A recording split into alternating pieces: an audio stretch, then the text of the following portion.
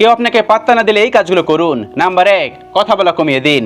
যার কাছে আপনার পাত্তা নেই, গুরুত্ব নেই, তার সাথে কথা বলা কমিয়ে দিন। তাহলে সেও একটা সময় রিয়েলাইজ করতে পারবে, বুঝতে পারবে আপনার গুরুত্ব কতখানি। নাম্বার 2, তাকে কম সঙ্গ দিন।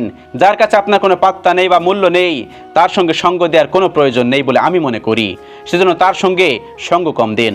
নাম্বার 3, তাকে যে কোনো ধরনের সুবিধা দেওয়া বন্ধ করুন।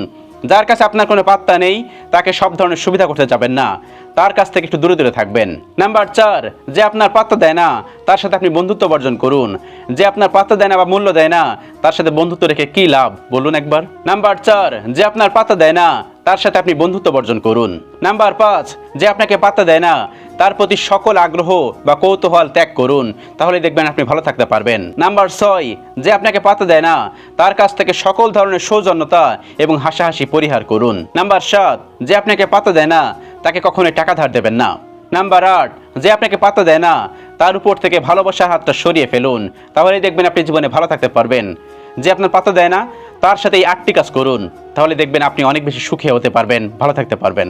আল্লাহ রাব্বুল আলামিন আমাদের সকলকে বোঝার তৌফিক দান করুন। আমিন।